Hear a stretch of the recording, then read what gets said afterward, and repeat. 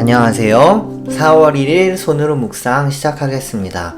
오늘의 말씀 바가지 요금인데요. 누가복음 19장 45절에서 48절 말씀 함께 읽어보겠습니다. 예수께서 성전에 들어가셔서 장사하는 사람들을 내쫓으시며 그들에게 말씀하셨다. 성경에 기록하기를 내 집은 기도하는 집이 될 것이다 하였다. 그런데 너희는 그것을 강도들의 소굴로 만들어버렸다. 예수께서 날마다 성전에서 가르치셨다. 대제사장들과 율법학자들과 백성의 우두머리들이 예수를 없애버리려고 꾀하고 있었으나 어찌해야 할지 방도를 알지 못하였다. 백성이 모두 그의 말씀을 열심히 듣고 있었기 때문이다. 아멘. 어제 성재 목사님 말씀을 들으면서 예수님의 눈물을 들으셨죠. 그런데 오늘은 예수님께서 화를 내시네요. 이렇게 예수님은 하나님이셨지만 우리 같은 인간이셨기 때문에 감정을 표현하셨던 것 같아요. 말씀을 보니까 성전에서 장사하는 사람들을 내쫓았다라고만 기록되어 있어요. 이 부분만 보면은 그렇게 많이 화낸 것 같지는 않죠. 점잖은 표현으로 누가복음은 이야기하고 있습니다. 그런데 마태복음을 보니까요, 예수께서 성전에 들어가셔서 성전뜰에서 팔고 사고 하는 사람들을 다 내쫓으시고 돈을 바꾸어 주는 사람들의 상과 비둘기를 파는 사람들의 의자를 둘러 엎으시고 라고 기록되어 있어요. 상과 의자, 상도 뒤집어 엎고 의자도 발로 차시고 집어 던지시고 그러셨나봐요. 정말 많이 화가 난 것처럼 보이죠. 그렇다면 예수님은 왜 이렇게까지 이 파는 것이 무엇이 잘못됐기에 이렇게까지 화를 내셨을까요? 성전뜰에서는요, 제사에 필요한 제물들을 판매를 했습니다.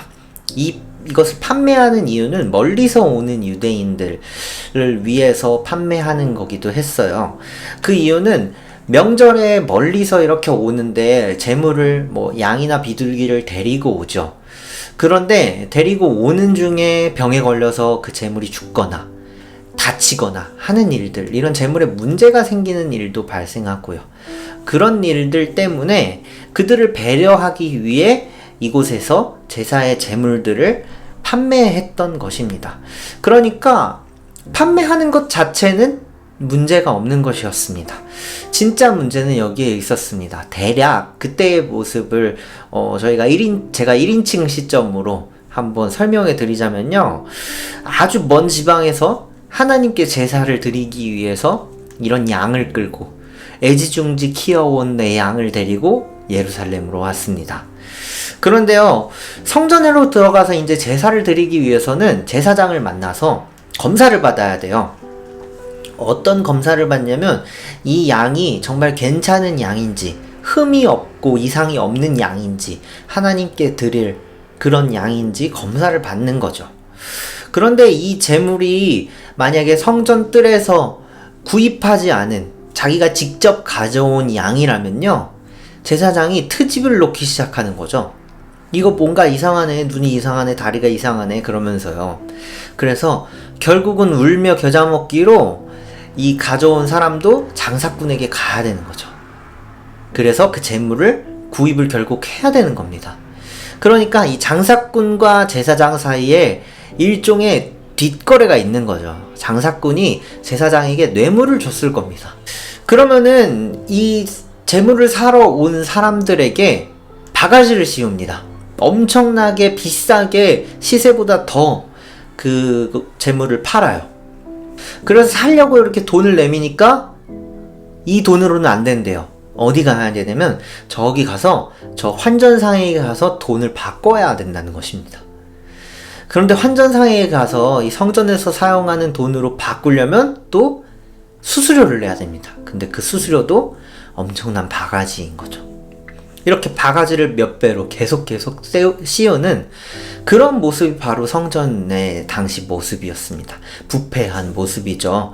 이 모습을 본 예수님께서 크게 분노하시는 겁니다. 여러분도 관광지 같은 데 놀러가서 바가지 당한 경험 혹시 있으신가요? 시세보다 너무 비싼 음식, 숙박료들, 이런 사례들 많이 있죠. 뉴스도 보면은 그런 것도 많이 나오고요. 당시의 모습을 지금으로 이제 생각을 해보면요, 이런 바가지를 다 위에서 허락을 해준 겁니다. 시청에서 높은 공무원들이 다 허락을 한 거죠. 뇌물을 받으면서요. 그리고 지역 화폐로만 결제, 아산페이로만 결제해, 이렇게 제한을 둔 겁니다. 그런 부패한 모습이었던 거죠. 그런 관광지야 사실 다시 안 가면 되지만, 유대인에게 있어서 이 제사는 어쩔 수가 없는 것이었습니다. 그럴 수가 없는 거였죠.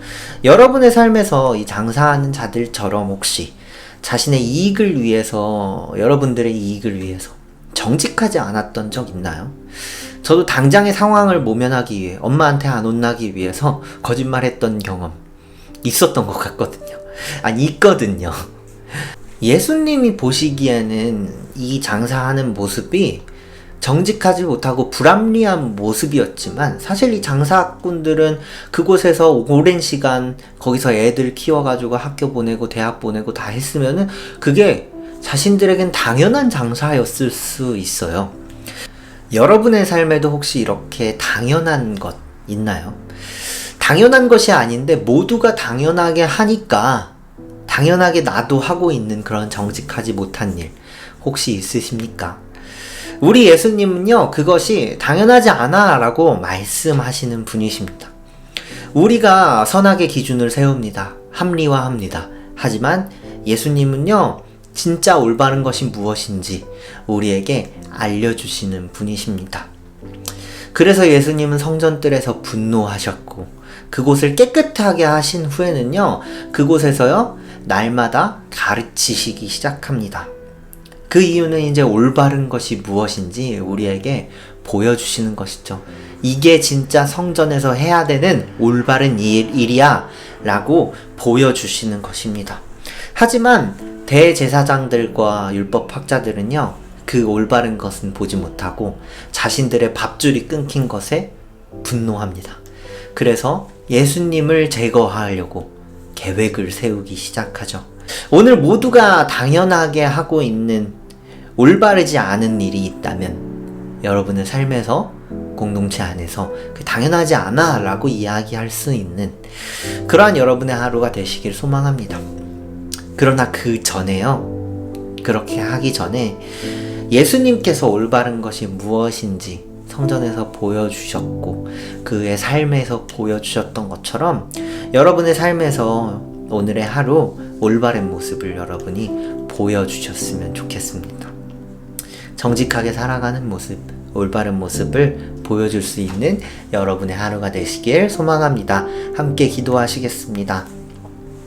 하나님, 예수님께서 이 땅에 오셔서 눈물도 흘리셨고 오늘은 특별히 분노하셨네요. 올바르지 않은 일, 모두가 당연하다고 여겼던 그 일을 보시고 분노하셨습니다. 하나님, 돌아봅니다. 우리가 당연하게 여겼지만 정직하지 못했던 일, 그것들을 돌아봅니다. 오늘 하루 살아갈 때 우리가 올바른 것을 바라보게 하시고 또 그 올바른 것을 보여줄 수 있는 우리들의 삶이 그런 하루가 될 수 있도록 주님 인도하여 주시옵소서. 감사합니다. 예수님의 이름으로 기도했습니다. 하늘에 계신 우리 아버지여, 이름이 거룩히 여김을 받으시오며 나라 임하옵시며 뜻이 하늘에서 이룬 것 같이 땅에서도 이루어지이다. 오늘날 우리에게 일용할 양식을 주옵시고 우리가 우리에게 죄 지은 자를 사하여 준 것 같이 우리의 죄를 사하여 주옵시고 우리를 시험에 들게 하지 마옵시며 다만 악에서 구하옵소서. 대개 나라와 권세 영광이 아버지께 영원히 있사옵나이다. 아멘.